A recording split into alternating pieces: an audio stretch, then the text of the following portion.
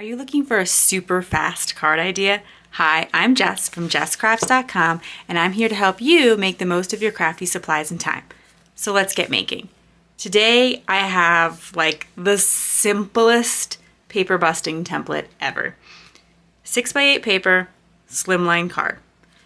I wanted to share a lot of ideas with 6x8 paper because I know that a lot of people picked up that scrapbook.com 6x8 paper deal that was amazing, where you got 7 paper pads for 30 bucks. And you can still get the paper pads, but they're at definitely a higher price point now. It was just a great deal. And I want to make sure I'm sharing ideas for you guys. So today's idea is, like I said, the simplest it could possibly be. You're going to take a 6x8 piece of paper.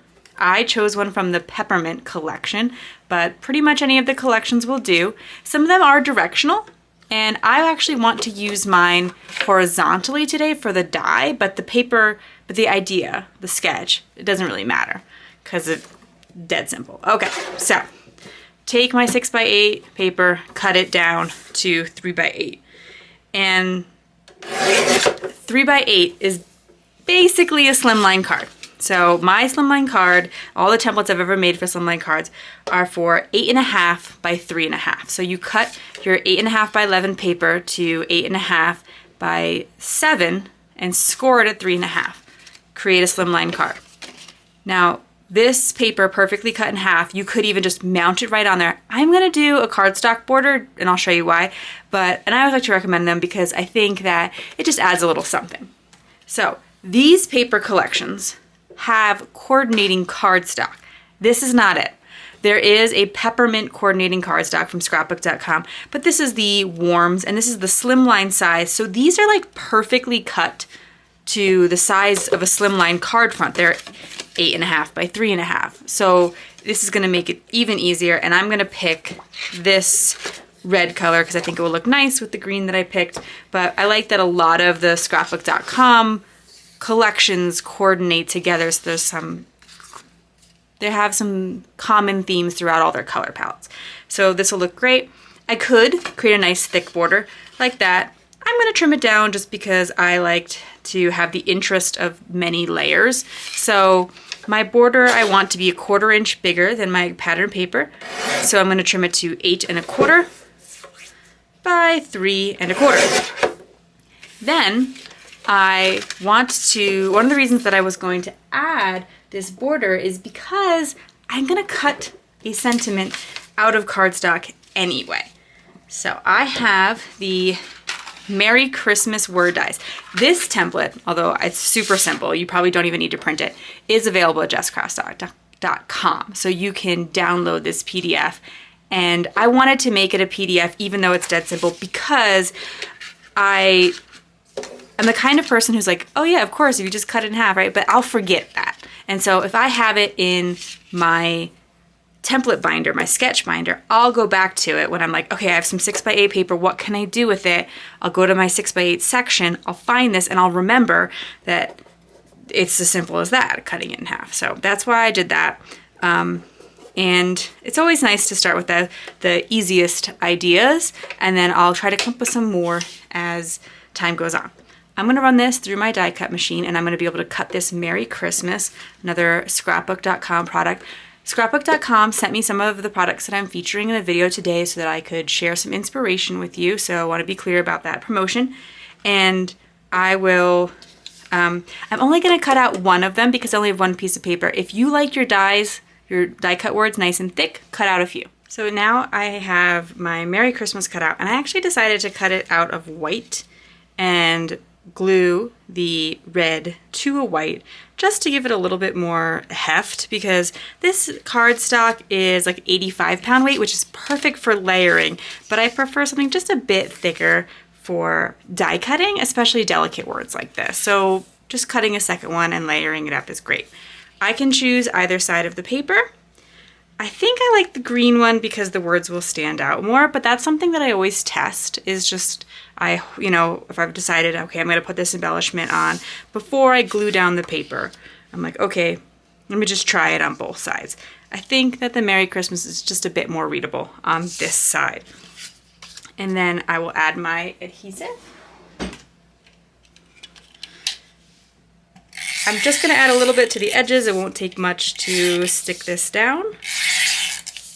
And again, I added that cardstock border because if I'm gonna cut the Merry Christmas anyway out of the cardstock, I think, you know, then I cover it up and I get kind of a 2-for-1 situation.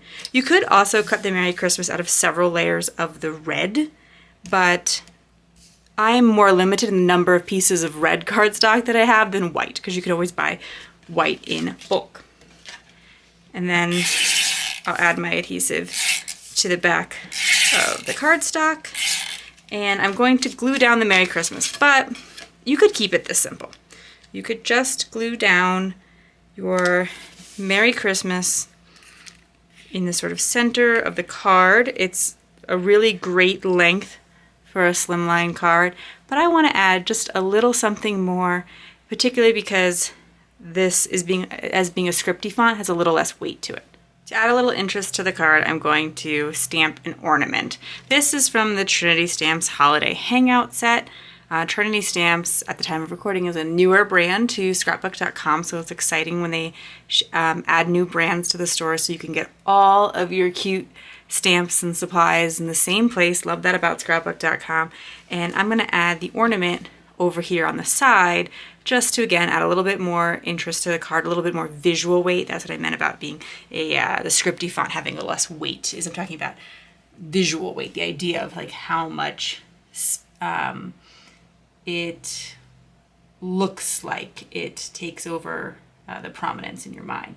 Now, when I color something like this that's supposed to be rounded, the thing that I like to do is just to add shadows on both sides and a highlight in the middle. That's just the easiest way to give something that rounded look.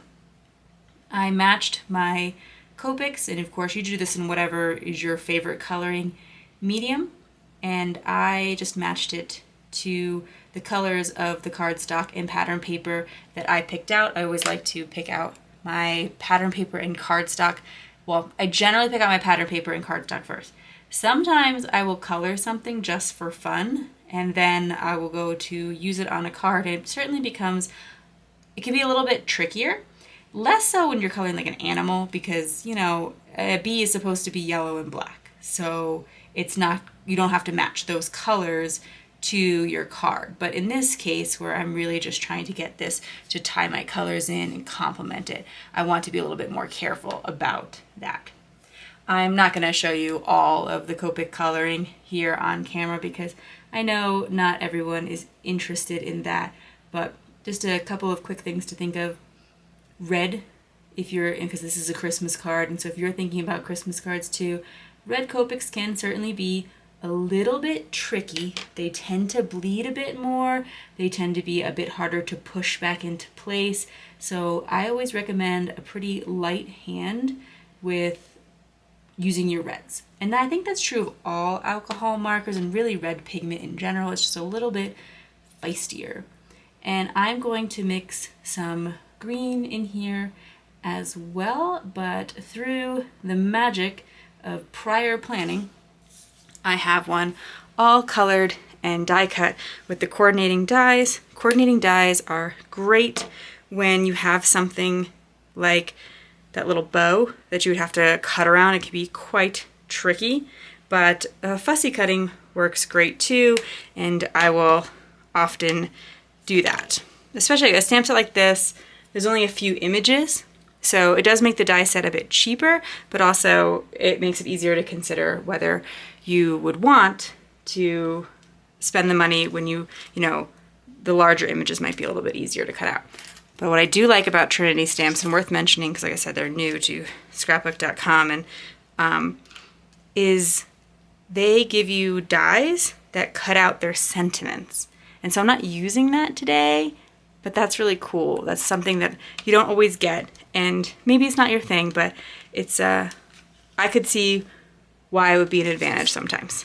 All right, then I'm just going to adhere this down such that it looks that it is hanging from the very top of the card. If you found this video inspiring, here is another video where you can find more ideas for enjoying your crafty time and supplies. Let me know you like this video with a share to your crafty community. Subscribe and click the bell so you don't miss the next template or tutorial, and check out the video description for product links below. You can also find a link to my new Facebook group where you can connect with other people who like to use my templates and watch my tutorials. See you in the next video.